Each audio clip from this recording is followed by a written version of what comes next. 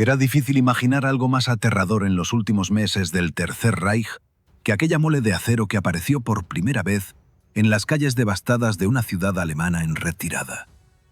Los soldados aliados hablaban de un monstruo capaz de destruir un edificio entero con un solo disparo, un arma tan brutal que ni siquiera parecía hecha para la guerra terrestre. Y, sin embargo, ese coloso existía. Era el Sturmtiger, el mortero autopropulsado de Hitler. Una creación tan desesperada, tan forzada por el colapso del frente, que su mera presencia contaba una verdad amarga. Alemania estaba luchando por sobrevivir a cualquier precio. Todo comenzó en la primavera del año 1943. Después de las derrotas de Stalingrado y Kursk, los altos mandos alemanes comprendieron que los combates urbanos serían inevitables. Las ciudades soviéticas resistían casa por casa, y cada edificio convertido en fortaleza costaba a las tropas alemanas centenares de vidas. Las piezas de artillería remolcada resultaban insuficientes. Había que moverlas bajo fuego enemigo. Los sirvientes morían antes de completar la misión, y los cañones quedaban abandonados. Era evidente que se necesitaba algo nuevo, un vehículo blindado, móvil, capaz de arrasar construcciones enteras de un solo golpe. La idea inicial parecía lógica: desarrollar un arma de asalto sobre el chasis del Tiger, montando un obús de 210 milímetros diseñado desde cero. Pero la teoría no coincidió con la realidad.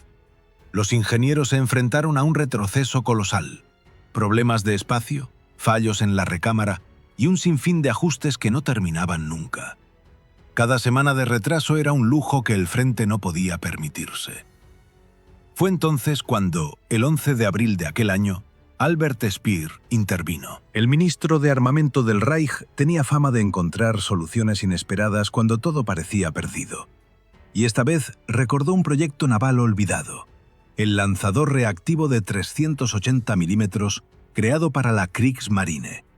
Un arma gigantesca que nunca había pasado a la producción en serie y cuyos cohetes pesaban más de 350 kilogramos, cargados con 125 de explosivo puro. Speer comprendió enseguida que ese monstruo podría convertirse en la base para un arma de asalto sin precedentes. Hitler aprobó la idea casi de inmediato. Le fascinaban las armas desmesuradas, capaces de provocar un impacto psicológico tanto como físico.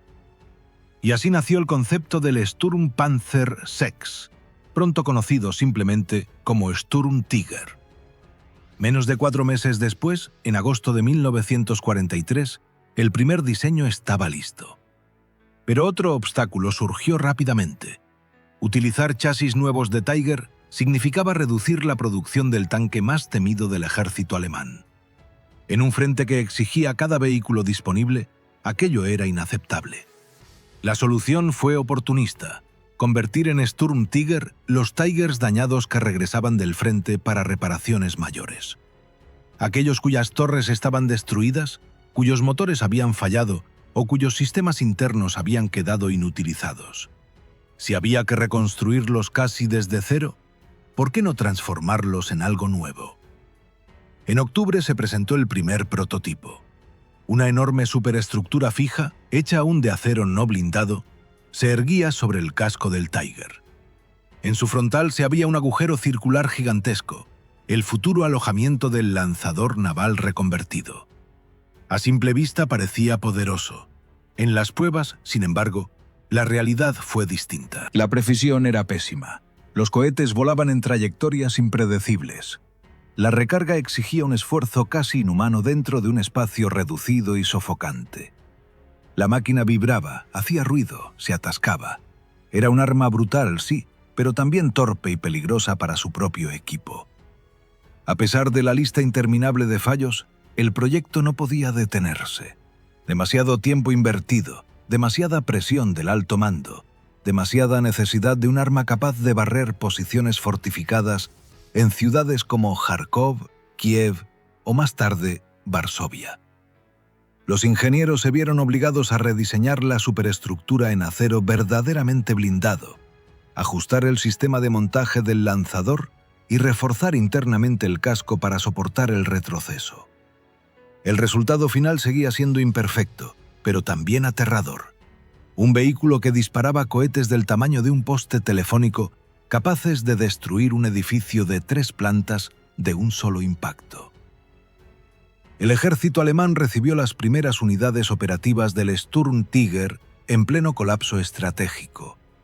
Era el año 1944, y mientras los soviéticos avanzaban hacia el Vístula y los aliados occidentales empujaban desde Normandía hasta el Rin, aquella máquina improvisada entraba en servicio sin haber resuelto del todo sus deficiencias. Aún así, el mando confiaba en que su devastadora potencia explosiva compensaría sus fallos, especialmente en los combates urbanos que se multiplicaban en el frente oriental.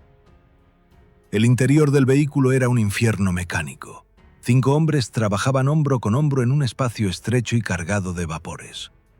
La recarga de cada proyectil exigía una coordinación casi coreográfica. Primero había que liberar una de las enormes coheteras almacenadas en unas estanterías especialmente reforzadas. Después, entre 3 tripulantes debían mover la munición, guiándola con sumo cuidado para que no chocara contra el metal circundante.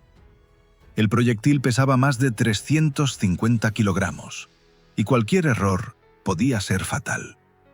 En más de una ocasión, las paredes internas quedaron marcadas por golpes involuntarios, signo de lo arduo que era aquel proceso.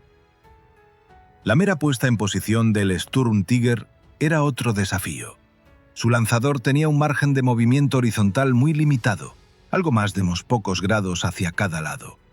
Para apuntar correctamente, el conductor tenía que mover todo el vehículo y alinearlo frente al objetivo como si fuera un cañón naval montado sobre orugas. Eso lo convertía en una presa fácil para los artilleros enemigos, que podían detectar su posición por el gigantesco resplandor que acompañaba cada disparo.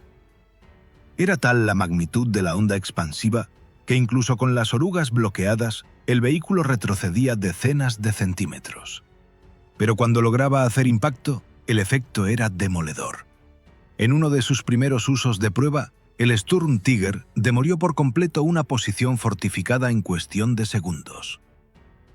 Los soviéticos, sorprendidos por la explosión, creyeron que se trataba de un ataque aéreo o de un nuevo tipo de mina. Los informes interceptados semanas después revelaron la confusión que causó aquel proyectil desconocido. Lo llamaban el trueno de hierro, una denominación que, aunque exagerada, reflejaba lo intimidante que resultaba enfrentarlo. Sin embargo, la gran incógnita era cómo se comportaría en una verdadera operación de combate urbano. Esa oportunidad llegó en agosto del año 1944, cuando estalló el levantamiento de Varsovia. Las fuerzas polacas se habían apoderado de barrios enteros y resistían con ferocidad. Para los alemanes, recuperar la ciudad se convirtió en una prioridad estratégica y política. Las calles se transformaron en trincheras improvisadas, y cada intersección se defendía como una fortaleza. En ese escenario, el Sturmtiger recibió su bautismo de fuego real. Nada más llegar a las afueras de la ciudad, la tripulación comprendió que se encontraban ante un desafío distinto a todo lo que habían experimentado. Las calles estrechas limitaban los movimientos, las ruinas obstruían las maniobras y los francotiradores disparaban desde ventanas invisibles. El comandante decidió entonces emplear el vehículo de forma lenta y metódica, avanzando solo cuando la infantería aseguraba un sector. La orden era clara: derribar edificios enteros donde los polacos resistían. El primer disparo en combate ocurrió después de una cuidadosa aproximación. La tripulación seleccionó una casa de ladrillo que servía como punto de observación enemigo. Tras alinear la enorme estructura con el objetivo, el artillero respiró hondo y activó el mecanismo de disparo. El proyectil salió expulsado con un grujido que hizo vibrar las fachadas circundantes. La explosión que siguió unos segundos después fue tan intensa que las nubes de polvo bloquearon la visibilidad durante casi un minuto. Cuando se disipó, la casa había desaparecido, sustituida por un cráter lleno de escombros. Pero el éxito inicial ocultaba la realidad que pronto se revelaría. El Sturmtiger tenía una precisión deplorable en distancias medias. Si el ángulo no era perfecto, el proyectil seguía trayectorias caprichosas, golpeando estructuras que no estaban en la línea de fuego. La tripulación descubrió enseguida que apenas podían confiar en el sistema de puntería. Había que disparar a corta distancia si querían asegurar un impacto, aunque eso implicara exponerse más. A medida que avanzaban por Varsovia, la máquina se convirtió en una especie de monstruo errante. Cada vez que abría fuego, la onda expansiva levantaba cascotes, arrancaba puertas y obligaba incluso a los soldados alemanes a cubrirse. Era un arma poderosa, sí, pero también impredecible. Los polacos pronto aprendieron a esconderse en sótanos o detrás de muros gruesos, donde la explosión tenía menos alcance. Aún con todos sus problemas, la presencia del Sturmtiger tenía un peso psicológico incuestionable. La sola amenaza de un proyectil capaz de volar un edificio entero obligaba a los defensores a abandonar posiciones adelantadas. Pero el vehículo no lograba cumplir la esperanza inicial: limpiar barrios enteros rápidamente. Lo hacía, pero con un coste enorme de tiempo, esfuerzo y munición. Mientras el Sturmtiger seguía avanzando por los distritos devastados de Varsovia, su tripulación descubría que el verdadero enemigo no era solo la resistencia polaca, sino también la propia naturaleza del arma que operaban. Cada disparo dejaba al vehículo momentáneamente ciego, envuelto en un torbellino de polvo y fragmentos de ladrillo. Los motores rugían para mantener la posición, y el olor a combustible quemado se mezclaba con el humo de los incendios que consumían medio barrio. Aquella atmósfera irrespirable convertía la operación en una prueba constante de nervios. Las posiciones enemigas parecían multiplicarse entre las sombras. Los insurgentes, expertos en combates urbanos, utilizaban pasadizos improvisados, techos comunicados y sótanos profundamente excavados. El Sturmtiger, diseñado para destruir fortificaciones macizas, se encontraba luchando contra un adversario que rara vez se mostraba a campo abierto. Muchas veces el vehículo disparaba contra un edificio solo para descubrir que los combatientes se habían retirado minutos antes. Aún así, cada impacto causaba tal devastación que el simple ruido del lanzador bastaba para hacer retroceder a grupos enteros de defensores. Pero los problemas mecánicos no tardaron en aparecer. La transmisión, ya castigada por el peso colosal de la estructura, comenzó a mostrar signos de fatiga. El conductor se quejaba del embrague, que respondía con brusquedad, y de la dificultad para girar en calles estrechas saturadas de escombros. En más de una ocasión fue necesario que infantería alemana despejara el camino retirando vigas, muebles y cascotes para que el monstruo pudiera maniobrar. El ritmo de avance era desesperadamente lento. La munición también se convirtió en un obstáculo crítico. Las reservas eran escasas y reponerlas era una odisea. Las coheteras de 350 kilogramos debían descargarse desde camiones que no siempre podían acercarse a la línea del frente. A veces el vehículo permanecía horas inactivo, esperando que llegara una partida de proyectiles bajo la amenaza constante de francotiradores. La tripulación aprovechaba esos momentos para revisar los cierres de seguridad, engrasar los mecanismos internos y limpiar los residuos de pólvora que impregnaban cada rincón del habitáculo. La temperatura allí dentro alcanzaba niveles insoportables. A pesar de todas estas dificultades, los mandos alemanes consideraron que el desempeño del Sturmtiger en Varsovia justificaba plenamente su empleo en otros frentes. Los informes hablaban de efectos psicológicos extraordinarios y potencia devastadora contra estructuras, aunque también mencionaban, en voz baja, la imprecisión y la lentitud del proceso de recarga. Sin embargo, en el contexto de un ejército que se desmoronaba por todos los costados, cualquier arma capaz de provocar un colapso parcial en las líneas enemigas era bienvenida. Tras su intervención en Varsovia, el prototipo y la primera unidad de producción fueron trasladados para reparaciones urgentes. Entre los componentes más dañados se encontraba el sistema de ventilación, incapaz de evacuar completamente los gases generados por el motor en marcha y por el lanzamiento de proyectiles. También hubo que sustituir varias placas internas, deformadas por la energía liberada en cada disparo. En la fábrica, los técnicos se mostraban incrédulos al estudiar el desgaste provocado en tan poco tiempo. Era evidente que la máquina no había sido concebida para soportar un uso tan intenso. Mientras se realizaban las reparaciones, las unidades recién formadas eran enviadas al frente occidental, donde el ejército alemán se preparaba para contener la ofensiva aliada. Las carreteras estaban saturadas de vehículos averiados, columnas derrotadas y refugiados civiles que huían de los combates. En este caos, los Sturmtiger avanzaban lentamente, sus motores retumbando sobre el asfalto agrietado. Los soldados que los veían pasar quedaban impresionados. Para muchos era la primera vez que contemplaban aquella mole blindada que parecía salida de un arsenal futurista. En su camino hacia el frente, una de las tripulaciones recibió informes alarmantes sobre la escasez de combustible. Las reservas se reducían día tras día y los depósitos de almacenamiento habían sido destruidos por la aviación enemiga. El Sturmtiger consumía enormes cantidades de gasolina, especialmente en los trayectos fuera de carretera. El comandante debía decidir constantemente si avanzar hacia una nueva posición o conservar combustible para un posible repliegue. La presión psicológica era enorme. Cada decisión podía significar quedarse inmovilizado en un punto vulnerable. Ese dilema se volvió aún más dramático cuando el vehículo llegó a las inmediaciones de la línea Sigfrido. Allí, entre fortalezas deterioradas, campos minados y bosques húmedos, se encontraba el escenario perfecto para que la máquina demostrara su potencial o sus limitaciones. El mando ordenó su despliegue inmediato contra varios refugios capturados por las fuerzas estadounidenses. La misión era simple: destruir esas estructuras para obligar al enemigo a retroceder. El Sturmtiger tomó posición en un claro entre los árboles y apuntó hacia un búnker que dominaba un cruce de caminos. El artillero ajustó la elevación mientras la infantería alemana se dispersaba a ambos lados buscando cobertura. Cuando el proyectil salió disparado, el estruendo fue tan brutal que las hojas de los árboles cercanos temblaron como si hubiera estallado un artefacto aéreo. El refugio quedó reducido a un amasijo de hormigón pulverizado. La tripulación se felicitó, pero la alegría duró poco.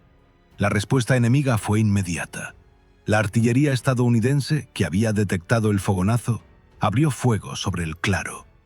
Los proyectiles cayeron alrededor del Sturmtiger, levantando columnas de tierra y ramas. El conductor, temblando, arrancó el motor y trató de mover la pesada máquina a una zona más protegida. Pero el terreno lodoso y la presión del tiempo complicaron la retirada. Cada metro ganado parecía una victoria contra el caos. Así terminaba otro episodio en el interminable combate por mantener líneas defensivas que se desmoronaban un tramo tras otro.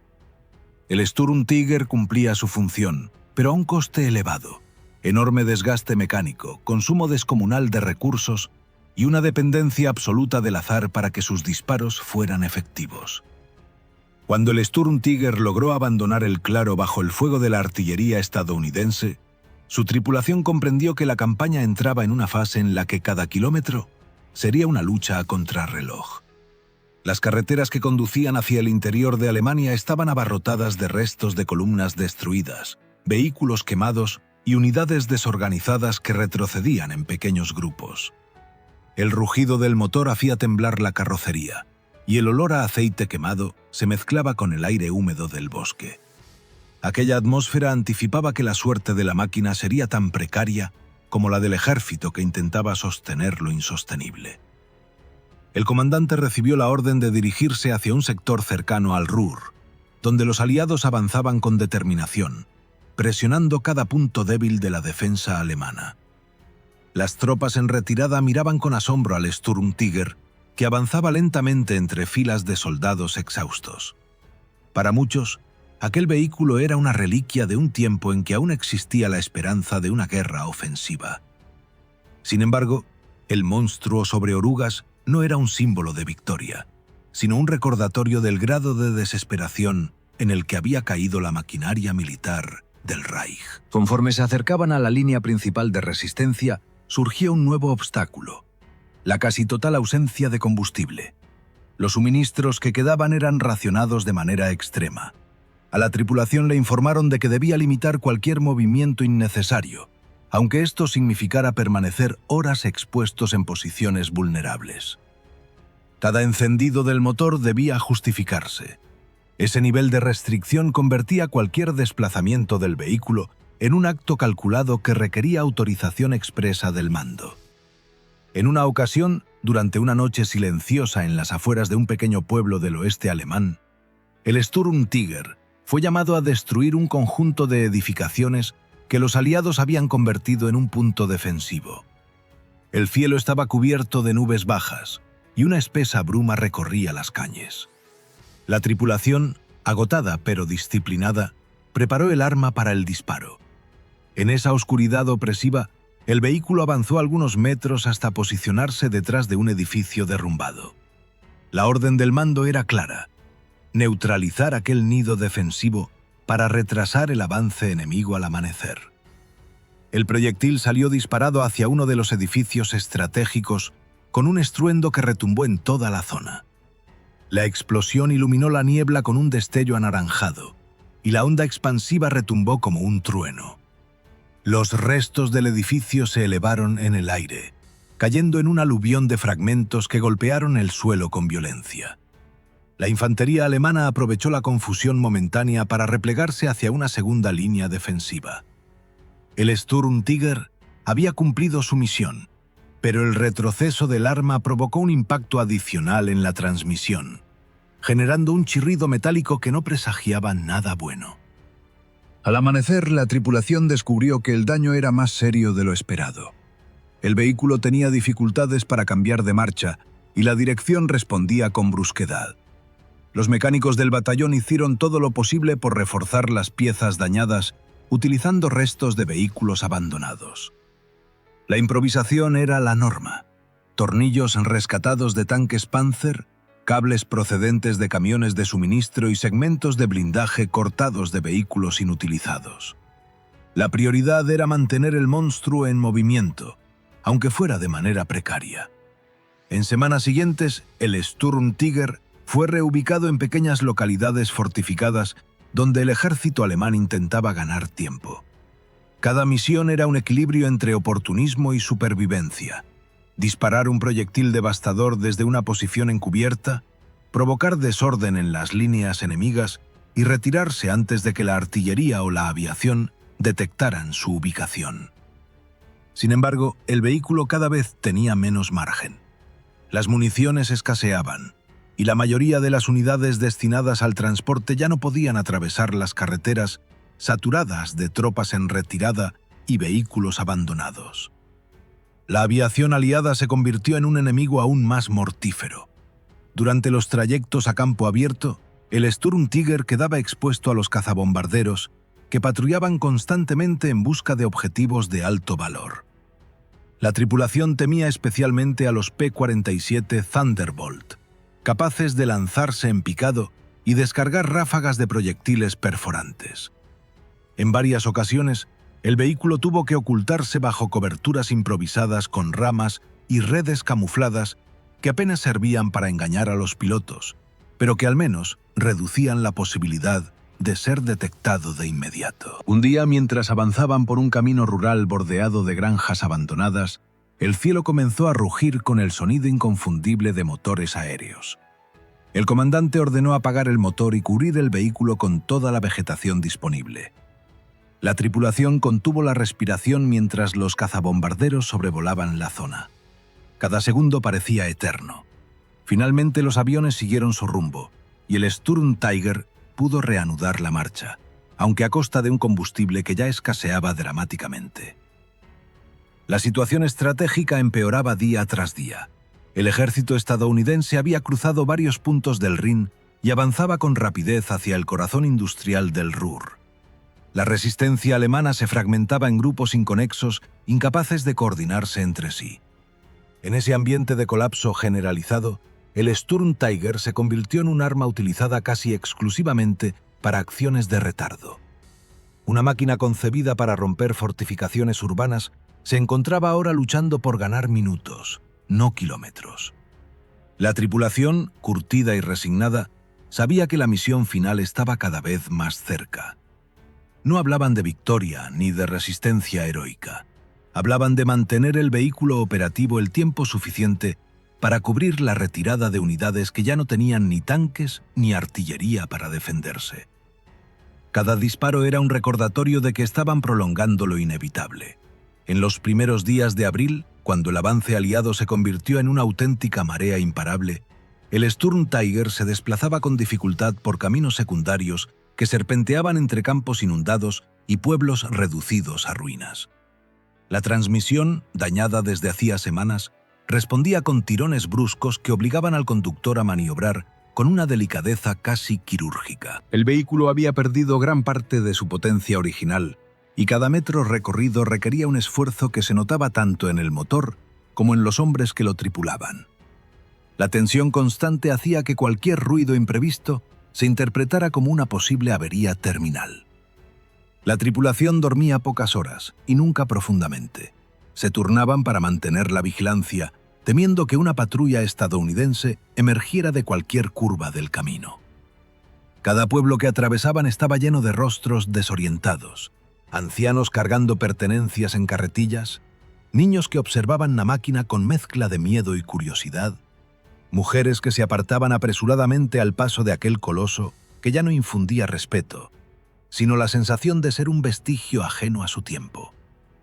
Las órdenes que recibían eran cada vez más contradictorias. Unos mandos exigían mantener posiciones que se desplomaban al cabo de pocas horas. Otros ordenaban retiradas inmediatas hacia puntos que ya habían caído en manos enemigas. El Sturm Tiger, sin apenas combustible y sin munición, se convirtió en un fantasma blindado que vagaba por carreteras colapsadas, evitando cualquier combate directo. La única esperanza del comandante era encontrar un cruce de caminos donde aún existiera un depósito de carburante abandonado.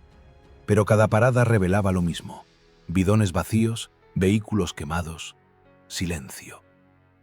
Una noche, al llegar a las afueras de una pequeña localidad del norte del Ruhr, la tripulación recibió un mensaje inesperado. Unidades estadounidenses avanzaban por dos direcciones distintas y amenazaban con cerrar un cerco.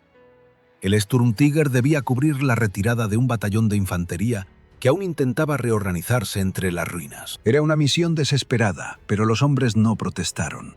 Sabían que era cuestión de horas antes de que la carretera se llenara de columnas enemigas.